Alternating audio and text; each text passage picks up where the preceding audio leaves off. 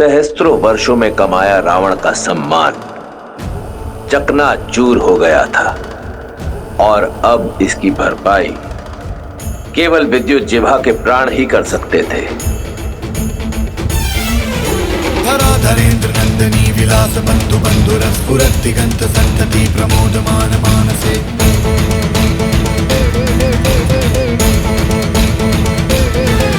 कृपा कटाक्ष धोरणी निरुद्ध दुर्धरापति क्वचित् दिगंबरे मनो विनोदमेतु वस्तुनि।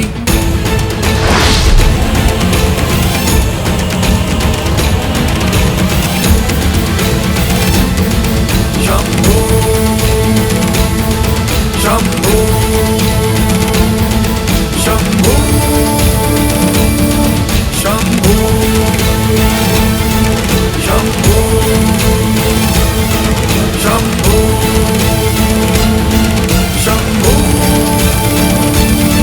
शंभो। समाचार गंध की भांति होते हैं, बिना सुने बिना देखे अनुभव किए जाते हैं।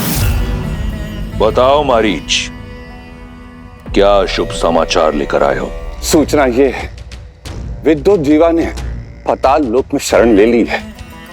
जब तक वो बाहर स्वयं आना ना चाहे तब तक पकड़ना असंभव है महाराज। पाताल लोक तो ब्रह्मा ने नाग, दैत्य, दानव और कालकेयों को दे दिया है। ये तो माया और मंत्रों से रक्षित है भैया। बिना आमंत्रण वहां के मायावी द्वार किसी के लिए नहीं खुलते। इतने कठोर ना बनिए, बहनोई है वो आपका। माना भूल की है उसने, किंतु संबंध की गरिमा तो समझिए। दया और क्षमा का स्थान सदा प्रतिशोध से ऊंचा होता है। भैया, वैसे मुझे भी उससे कोई स्नेह नहीं, परंतु संबंध को झुठलाने का साहस नहीं है मुझ में। मेरे पुत्र के पिता हैं वो।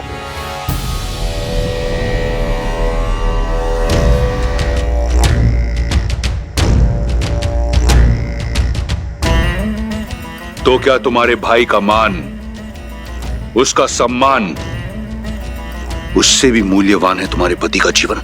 नहीं भैया, कदापि नहीं। तो फिर ये निरर्थक भावना क्यों? तुम्हारा विवाह विद्युत जीवा से मैंने करवाया, कल किसी और से करवा दूंगा।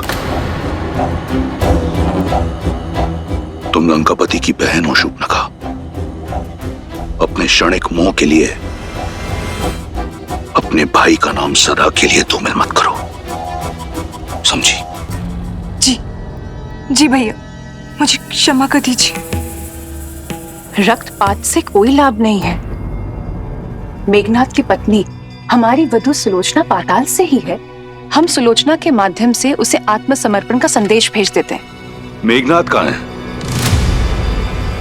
मेघनाथ की क्या आवश्यकता है आपको? ये मेरे प्रश्न का उत्तर नहीं। कहाँ है मेघनाथ? गुरु शुक्राचार्य के पास युद्ध अभ्यास के लिए।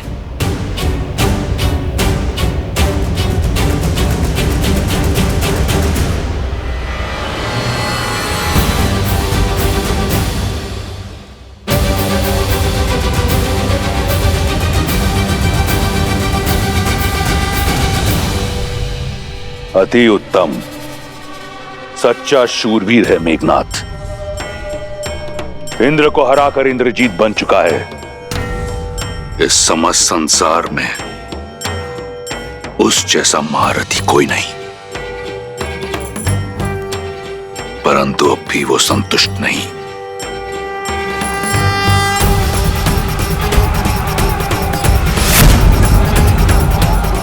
अब भी प्रयास कर रहा है आगे बढ़ने का।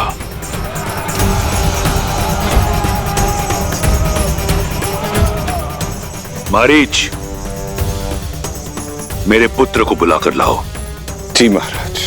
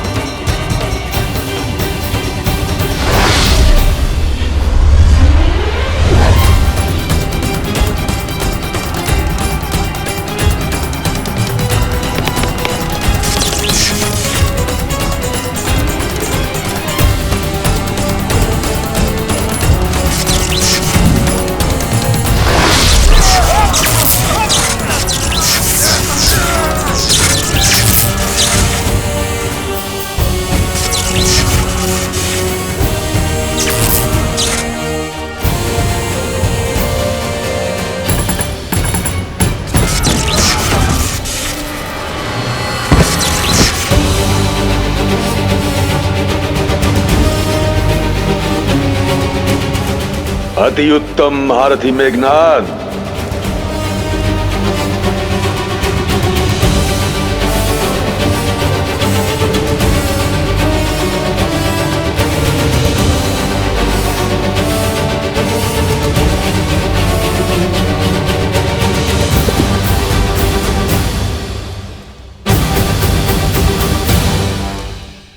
कल्याण हो। ये सब आप ही की शिक्षा और आशीर्वाद का परिणाम है गुरु शुक्राचार्य। ये तो तुम्हारा बड़प्पन है मेघनाद, जबकि सत्य तो ये है कि योग्यता से अधिक कभी किसी को कुछ नहीं मिलता। और मुझे पूर्ण विश्वास है कि असुरों में सबसे महाबली राजा बलि के बाद यदि कोई है तो वो केवल और केवल तुम हो, जो इस धरा पर, इस संसार में असुर धर्म को स्थापित कर सकता है। असुर साम्राज्य के ध्वज को यदि हर दिशा में फहरा पाऊं तो ये मेरा सौभाग्य होगा गुरुवर।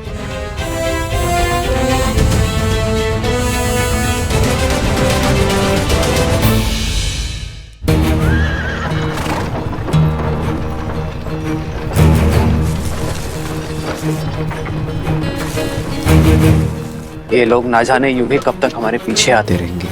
अयोध्या की प्रजा अपने चहेते राजकुमार का पीछा इतनी सरलता से तो नहीं छोड़ेगी भैया।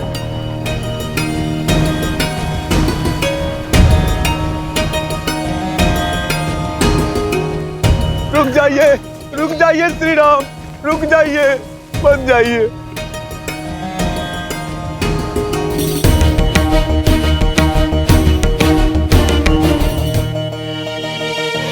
हट जाइए मार्ग से। मैं धर्म की बेड़ियों में बंधा हूं, रुक नहीं सकता। हम आपको आपका धर्म निभाने से नहीं रोक रहे श्री राम, किंतु हमें भी तो अपना धर्म निभाने दीजिए। मैं आपका प्रेम और स्नेह देखकर अभिभूत हूं, किंतु किसी भी राज्य के लिए सबसे बड़ी पूंजी उसकी प्रजा होती, और प्रजा का उचित स्थान होता है नगर।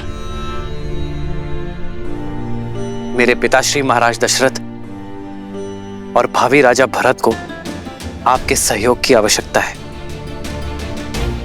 आपके साथ की आवश्यकता है। हमने आपका साथ देंगे, हमने आपका साथ देंगे, हमने आपका साथ देंगे।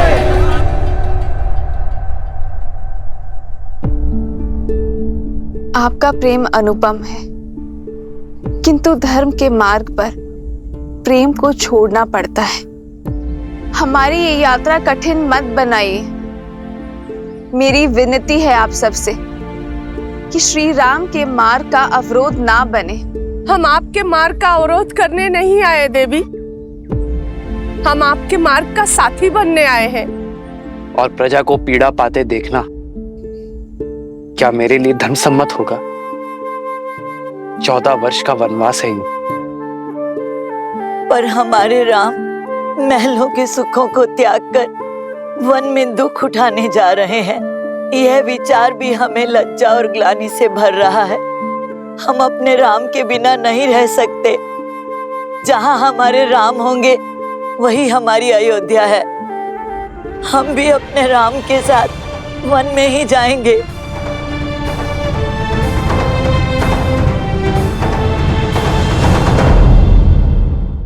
असुर साम्राज्य के ध्वज को यदि हर दिशा में फहरा पाऊं तो ये मेरा सौभाग्य होगा गुरुवर। ये सौभाग्य तुम्हें अवश्य प्राप्त होगा। जानते हो क्यों? क्योंकि तुम्हारी साधना बहुत कठिन है। अहंकार को त्याग कर धर्म के मार्ग पर चलते रहना ये सबसे कठिन कार्य होता है। इस असंभव कार्य को तुम संभव कर चुके हो। ये मेरी ही परीक्षा थी जिसमें तुम सफल हुए।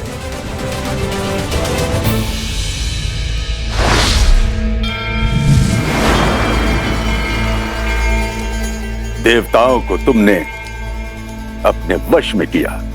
इतना शक्तिशाली होने के पश्चात भी अभिमान तुम में किंचित मात्र भी नहीं है। तुम धर्म के मार्ग पर डटे रहे।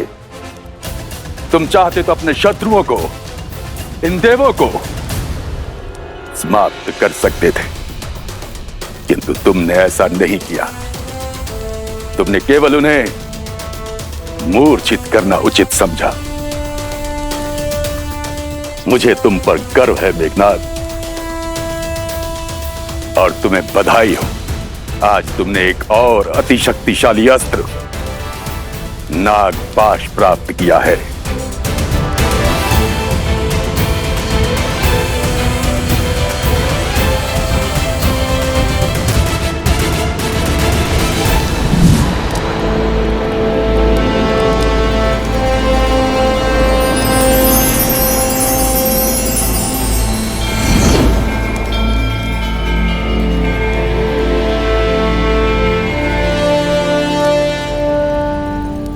धन्यवाद गुरुदेव।